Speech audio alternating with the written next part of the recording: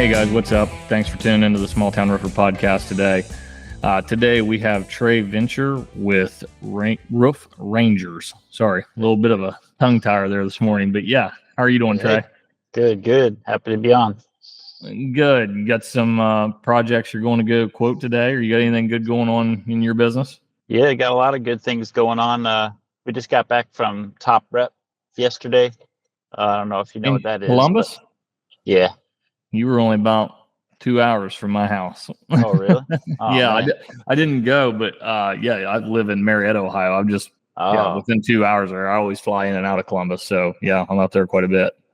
Yeah, it was really nice. Trying to develop the salespeople. I brought 2 salespeople there, and it was a good time. It's always a good time over there. That was my second time there. Gotcha. So, where is it that you're actually located? Well, we're in Rochester, New York. Okay, so yeah, you're on the northeastern side of the country, so not too awful far. Yeah, it was only about 6 hours. We drove. Gotcha. Yeah. Cool. Do you guys feel like you took a lot away from that?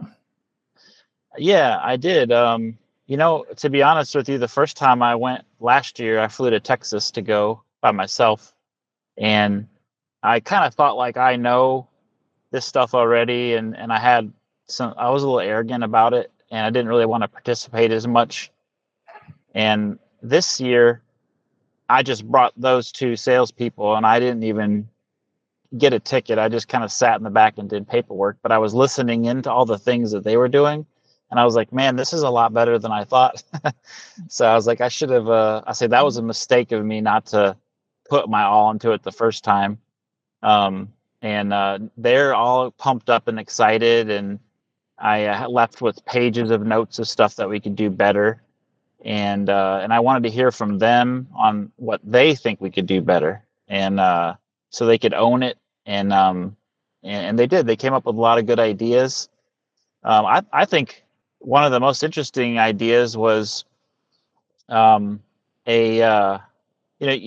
I'm talking about residential shingling, Sure. Customers where maybe the average job is $18,000. That's what I'm talking about. Yep. And they're saying charge everyone an additional $400. So you're going to be $400 more on each project than you would be, or you're going to be a little slightly less competitive. But what you do is you take that $400 in each job and you put it in an escrow account, and then you tell people that we will cover any extra change orders, or which is basically plywood. We'll cover any of these unknown costs up to $1,600 or something like that.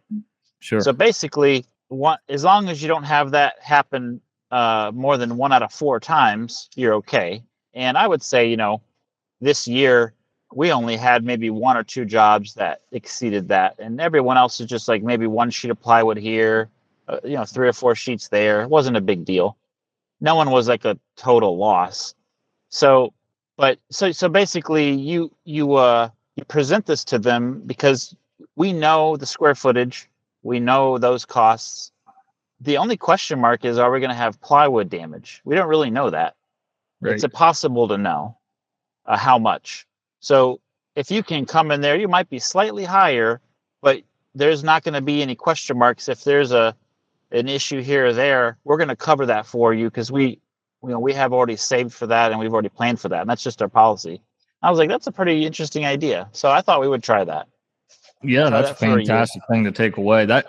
Those conferences, I've been to a few. I'm going, I'm actually going to a couple this toward the end of the year. We're going to RoofCon, and then I'm bringing my team out to IRE down in San Antonio, I believe. Okay. But yeah, but it's in the winter. So for us, it's perfect. We can load up, head down there, no production loss, and then bring those notes home and try to strategize them and do something with them. But that's what I've taken away from these conferences. You got to take something away and then figure out a way to implement it. If you can find 2 or 3 things in, a 2-day long conference that like you can bring home and actually implement in the business, it's really hard to do, but it's not worth going if you can't find a couple really, really solid things that you can take away and put to work, in your business, because if not, it's just downtime and wasted knowledge. So yeah, that's a great thing to take away, though. I like that idea. We always include 2 sheets of wood in every quote. It's just automatic. It's built into our proposal system to where we send 2 sheets to every house. And that I got that from a friend, that idea. We never did that, but I'll tell you what, it saved us more than anything, because we don't even like charge hardly anything for it. It's 2 sheets included in our cost. Yeah. But the running, because it never fails. Almost every house has 1 sheet of plywood bad. Like there's always one bad spot, and that's where the leak was from that initiated the phone call. So there's always like 1 bad sheet, and sometimes there's 2. Yeah. But we hardly ever have to run plywood to a job site, because we send 2 on every load. It's just mandatory. Every job gets 2 sheets, whether it's 5 square or 55 square, they get 2 sheets of wood included in their quote. So Smart. yeah, I like that idea. That's really, really good. So how long have you been in business? This is my 19th year in construction, and I'd probably say it's my 4th year focusing only on roofing. Wow. Yeah. So you've been around the game a long time. That's actually kind of on a little less time frame. We've been in construction 9-10 years, but roofing specific for the last 3. So yeah, you learned the same lessons I did. I would take it and realize you weren't making a whole lot of money in anything else, and not, I don't know, for us it was definitely a money thing, but it was also a headache thing. We have so much less headache in roofing and siding and that kind of stuff than we did with anything else. It seems to just, for us, it was a better fit. Is that kind of what you found also? Well, I made pretty good money. What I thought was pretty good money doing things, whatever it was, kitchens, bathrooms, basements. We did 1 roof a month, but we did it all ourselves. So it was just me and my partner. And you really don't become an expert at anything until you do about 10,000 hours. That's what they say. So you're really doing yourself a disservice if you don't focus on one thing, I think. And if you can choose something and just really pour into it, Michael Jordan didn't play like 5 sports and do all these other things. He focused on basketball, and you kind of got to do that. And he played baseball, but he wasn't really good at it. So it's like try to find the one thing. And I like electrical. I like painting. I enjoy doing them. But I just kind of sat down and said, well, what do I really like to do? What pays a lot? Some things pay more than others. And what do people need? Because some things are recession proof. And I just kind of started watching Dimitri's videos around that time. It's probably 2019 or something, 2018. And I started thinking like, man, this is a different way of doing business, but this actually might be better than what I'm doing right now. And I did go that direction, and I did eventually start turning down jobs that weren't roofing, which was very scary. But now 4 or 5 years later, that's just the normal everyday thing. And I wouldn't even think to go do a bathroom right now. That would just be the weirdest thing ever, so it's just different how things changed, but for the better. And we can really dial in. You start hanging out with roofers, you start going to roofer conferences, you start watching roofer videos, you start making roofing videos, and you're doing a podcast, so that's the next development, is teaching and facilitating content. So yeah, I think that's the way to go, and that's what we did. Yeah, I couldn't agree more. It was amazing how, like, we've always been good at roofing. We always kind of had a knack for it. Roofing and framing were like, because we built a lot of houses, so roofing and framing were like our 2 that we loved doing. And our favorite thing to do was, like, we always called it building the shell. So it was roofing, siding, windows, framing, And so we loved doing that, but it seemed like the framing part and the siding, we didn't make near as much money as just the roofing portion. Like, we'd make just as much roofing as we would on the framing. The framing took 8 days and the roof took 2. So it was right. like we started kind of figuring that out and just kind of dialed it back slowly. It was over the course of about 2 years that we kind of dialed things back to where we are today. But why don't you talk a little bit about the team that you've built, and kind of how your business operates? Are you working with primarily subcontract, or are you dealing with in-house labor, or you've got a couple salespeople, obviously you were talking about. So what's the current team look like? Well, the team right now is 2 salespeople. One of them is part-time, and then we have all subs that do the work. So I have a siding sub, a roofing sub, and a metal roofing sub. And then I have an inside sales rep in the office, working from home, doing all the calls and texts and follow-up and emails and permits and all that kind of stuff, and inbound leads. And then so basically 3 people in the sales team. I've been managing production and getting things, coordinated and done, and then the subs do the work. But that same thing, you really want to do one thing, and I'm doing like 20 things, so I'm not very effective. And today I did basically start training a guy to take over, calling that a project manager position. And he's going to, when they sell a job, he's going to take over from there, order materials, communicate, coordinate, get things going. And then he's going to stop at the job site at the beginning of the build, talk to the homeowner, door knock the neighbors, do this type of stuff, and make sure they have everything they need. And then he's going to stop at the end of the job and wrap it up, collect the check, ask for reviews and referrals. So we initiated that today. And part of it is because, I've been working really hard for 19 years, and I've been overworking, and that's cost a lot of time away from my family. I didn't really spend a lot of time with the kids when they were little, and I felt like I was in survival mode all the time, so I was trying to hustle. But now I want to pull back and be able to spend time with whatever time I have left with them, because they're all teenagers now. And then I would like to move down south and be able to live in a warmer climate, at least for half of the year. And then I also am applying to be a pilot in the National Guard, which would require me to leave and do other things. So I really can't be here all the time. So I'm trying to build a team that can run without me being here 50 hours a week. And I know you can do it. I don't know how to do it, but I know it's possible because other people have done it. And so that's my journey now, is to figure out a way to, my number one goal is to be happy. So it doesn't have to be money, although money helps, but freedom and time and flexibility are extremely important to my happiness. So defining what makes me happy and how do I get that, and that's what I'm working towards right now. Sure. And yeah, you nailed it. The big thing is freedom and time and all that stuff actually does cost money. So you have to keep the business profitable while you kind of step away. But I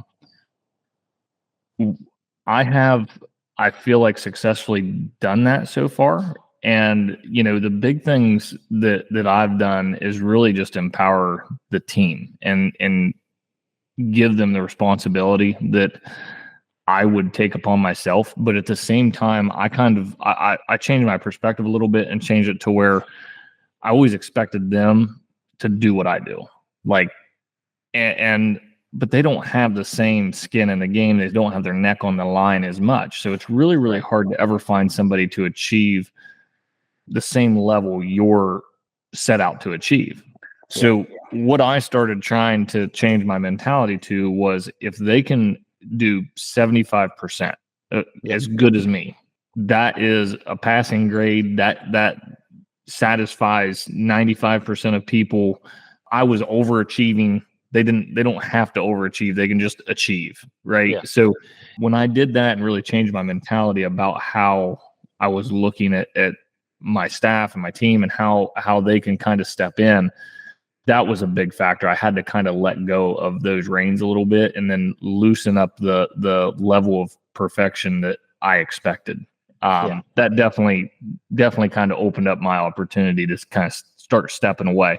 I still manage everything. I still keep my finger on the trigger for sure. But at the same time, I just got back from we were gone for 3 weeks, a 3-week vacation, and half the time I didn't even have cell phone service, and everything worked out, stayed rocking and rolling. So and I do that about once a month. I usually take 2 weeks. I leave for about 2 weeks a month, and then this one was just extra long. We did 3 weeks, but 3 weeks in an RV with 2 young kids is a long time. So we were ready to come home. So yeah, I they hear were you. wearing us out. If you can get them to perform at 75%, and then maybe pay them half of what you're being paid or something, then you're coming out ahead. Yeah, exactly. And that's just it. They're not making the same money you're making. So why should you expect them to achieve the same level of perfection that you're trying to achieve? It doesn't make sense. But everybody feels that they can pay someone $30 an hour and replace themselves. It just doesn't work that way. You know what I mean? Not when you're doing a $200,000 a year, filling a $200,000 a year role in the business, managing the entire operation. It just doesn't make sense. But where your business is at today, what size of business do you guys have? If you got some salespeople in the field, you must be selling a decent bit of work. Well, we'll probably be at 2 million in this year. Yeah, that's good. Yeah, we'll probably be at 2 million. I would say we did a 1.3 million the first 2 quarters. So we'll be in between 2 and 3 million. Yeah, that's a really good year. Yeah, if you did that well in the first couple quarters, you'd probably even break that 2 million mark. That's a really good year. So obviously, to get to that point, you've had to do quite a bit of stuff. What's been the toughest thing you guys have faced as a company, to get to this pushing $3 million company here? My decision making is the worst thing. That's the only thing that stands in the way, I think, because if you hire someone, first of all, you have to make the decision to hire someone and let go of that, give them some freedom and responsibility and let go a little bit. And then they have to be trained properly. And that part is always missing out in the construction industry. And, it's pretty normal with a salesperson. It's like, hey, you're really good with people. Let me teach you how to sell. And they come with you for a couple of weeks and go to some appointments. And I sat down and tried to go over things and meetings, but I did the best I could, I thought. But he told me, he said, go on to top rep. And now looking back at the way you trained me, he's like, I needed this to be successful. I needed more than what you gave me. And I was like, I know I did the best I could, but I feel like I'm always in the way, like doing things properly, training people properly, good planning, saving money. Those are all, you can blame everyone else. You can say that you can't find good work. And I used to say that a long time. I said that for 10 years. I can't find any good workers. Yeah, because I wasn't the kind of company that good workers wanted to come work for. So whose fault is that? Like, and Sam Taggart is the one that said that to me. And I was shocked because I went to one of his classes and it was like how to hire good people. And I was like, yeah, I need that. I need to hire good people. Everyone else, they're all idiots. And I'm the smart one. And I can't keep good people. And then Sam sat down and said, are these common things you guys think? Is this what you're thinking? And we're all like, yeah, that's what I'm thinking. He said, well, that's your fault. And I was like, I was shocked, but I knew he was right because, truth has a certain ring to it. And I was like, this guy's telling the truth.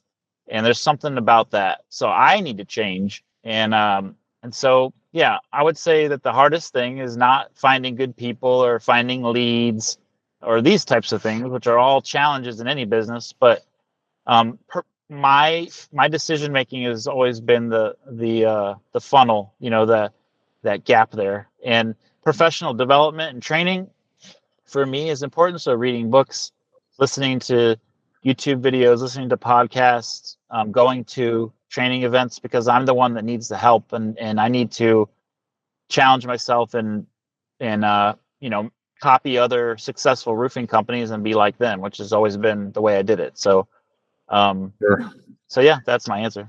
Yeah, the training thing is such a beast, and it's such a difficult thing to tackle. And I've like steadily been working for like the last, I would say, year and a half on, slowly. I won't say steadily. I'll say slowly working on building like a legitimate sales training platform. Not really for anybody else. I mean, I'd share it with people if they were interested, but just for my company as we bring on new sales guys, because we brought on one new sales guy earlier this year, and he's no longer with us, and I feel like I'm responsible for that.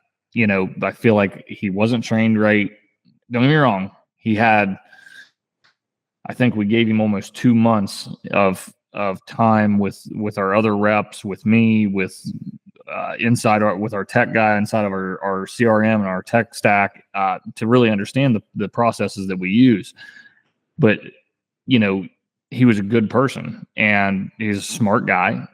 So to me, if you can hire a good quality person that's got a decent head on their shoulders, if you train them right, they're going to be fine. So I must have dropped the ball somewhere on the training, and that's, again, like you said, it's our fault, not their fault. We can only train them the best that we can train them. And we just got to keep working and growing our training process. So, I know you're short on time, so I won't keep this too long, but what